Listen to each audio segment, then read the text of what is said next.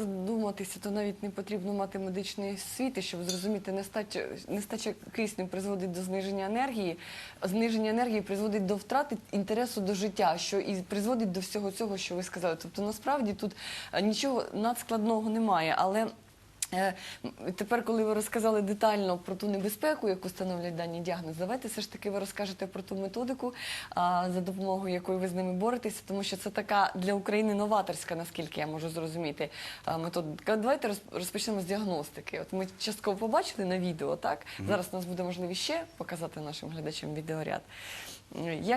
Яку діагностику ви застосовуєте? Як ви бачите, у нас в лабораторії пацієнт на першій консультації, між іншим, безкоштовній, просимо на це звернути увагу, безкоштовно отримує консультацію, що таке храп, що таке апноe. Демонструється метод діагностичний, полісомнограф, демонструється палата комфортна з душем, з туалетом. Датчики якісь прикріпляються, Датчики, щоб пацієнт розумів, що це безболісна процедура. Пацієнту одягаються датчики і він з ними спить. Вони приклеюються спеціальним клеєм до шкіри. І пацієнт всю добу контролюється, плюс відео, аудіо, нагляд за ніч. Медсестра цілу ніч контролює пацієнта, і на ранок ми отримуємо діагноз. Якщо ви звернули увагу, це вже йде друга ніч, демонструється на екрані, друга ніч підбор СІПАП-терапії. Оце маленький прилад, який дає можливість пацієнту дихати. Яким чином він йому дає дихати? Виглядає достатньо так, знаєте, Це портативний прилад, індивідуальний прилад, прилад комп'ютеризований, розумний, інтелектуальний, тому що він окремо для кожного пацієнта підбирає те необхідне дихання, індивідуальне, яке необхідне цьому пацієнту. Зараз ви бачите графік полісомнографії, як пацієнт спить, нормальне в нього дихання, нормально рухається живіт, грудна клітина і є нормальний поток повітря. Тобто, фактично, цей прилад йому допомагає відкрити глотку, як ви казали? Допомагає відкрити глотку. Поки що на сьогоднішній день других методів лікування, в тому числі хірургічного лікування, Європа відмовилася. Це є той так званий золотий стандарт лікування подібних випадків, так? Європа випереджає нас трошки на років 20, і в Росії, і в Європі признано СІПАП-терапія і полісомнографія – це золоті стандарти діагностики та лікування. Сьогодні воно доступно в Україні, вже є в Україні. Більше того скажу, я повернувся з Дніпропетровська, академік Дзяк в Дніпропетровській академії зацікавився цією технологією, він знає про цю технологію. І вже найближчим часом з'явиться така лабораторія і по підбору СІПАП-терапії в Дніпропетровську. Вже відкривається лабораторія в Одесі на санаторії Біла Акація. Так що такі центри будемо найближчим часом більше і більше відкривати, тому що нема таких центрів, дуже багато таких пацієнтів, велика проблема. Ну і далі ми скажемо ще про інформаційний голод. Так, але перед тим я хочу уточнити практичне запитання. Скільки ночей людина повинна провести з цією маскою для того, щоб навчитися дихати по-новому? І головне, щоб це не викликало звикання. Дякую за запитання. Дійсно, таке саме поширене питання, скільки спати з тим СІПАПом? Одну ніч і все? Ні. Пацієнти з важкою ступеню, в кого 3-4 хвилини зупинки, в кого вага 140, 160, 180 кілограмів, потребують мінімум 9 місяців постійного сну щоночі спати з СІПАПом. Через 9 місяців, через рік фізіологічно пацієнт худає.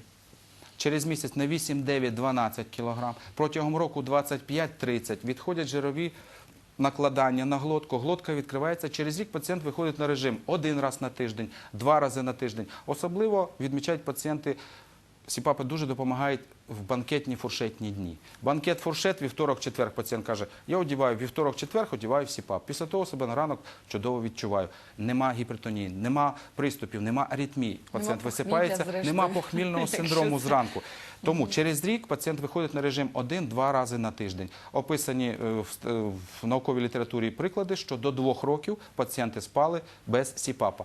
Вони погоджуються з тим, що це ніби наркотик. Вони з задоволенням перший рік іде постійне покращення самопочуття. Через рік виходиться на рівень фізіологічного здоров'я, і пацієнт себе почуває чудово. Але потім велика проблема. Пацієнти сподіваються, що маска далі за них буде щось робити. І от тут треба доєднати басейн, активний засіб життя, і маска це дозволяє, фітнес-центри, прогулянки, і тоді двойний пресинг на організм, повертається Але до я норми. гадаю, що коли маска дасть відчуття нарешті повноцінного життя, то потім у людини автоматично з'явиться бажання підтримувати це відчуття здоров'я. Як за сказав один допомогою пацієнт з спорту. Донецька, не хочеться ні в якому разі в той стан повертатися. Звичайно. Ніякою ціною. Але тим не менш великий скептицизм існує з приводу даних діагнозів. Ми про це вже згадуємо. От найбільші проблеми, з якими вам довелось зіткнутися під час лікування таких пацієнтів.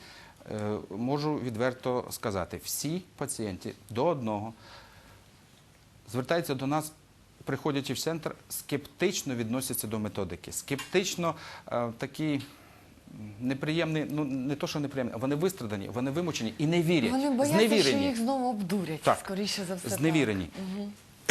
І тому дуже приємно бачити пацієнтів, розмовляти з пацієнтом на другий день. Тому що пацієнти, отой скептицизм формується на інформаційній недостатності. І саме тому ви організовуєте, плануєте лекції, де ви будете розказувати людям про все те, що ми не встигли поговорити сьогодні в ефірі. Так. Пане Юрію, у нас є 2 хвилини до завершення ефіру, і хоча тема розкрита, я все ж таки не можу не зупинитися на проблемі грошей, тому що зараз це дуже актуально, а лікування, воно прекрасне, але воно не дешеве. Яким чином тут можна вийти із ситуації, щоб собі це могли дозволити не лише заможні люди? Основна проблема, дійсно, правильно ви відмітили, це фінансові можливості. Пацієнти собі відмовляють, в першу чергу, у вісні. Все інше на другому етапі. Так. Криза зараз нас всіх заставить трошки переоцінити, що саме цінне. Це життя, це здоров'я. В прямому Тому, сенсі цього слова, шановні так. пацієнти, не відкладайте вирішення питання проблеми храпу та апної. Сьогодні це вирішуйте. Є способи, є відстрочки платежу. Сьогодні поступила інформація, пацієнт знав, що в банку можна отримати свої недополучені кредити, фінансові гроші, які вони не могли отримати, Депозити. можна депозити отримати для лікування та для обстеження. От реальний шлях, реально використати гроші на своє здоров'я. Більше того, існує можливість розстрочки. Кредитування. Пацієнт отримує маску на 5, на 7, 10 днів, спить з тою маскою і переконується, що це воно. В принципі, це видно вже і на перший ранок. І тому, повірте, серед тих 220 пацієнтів ні один не відмовився від ЦПАП-терапії і закупили, і не повернули цих приладів.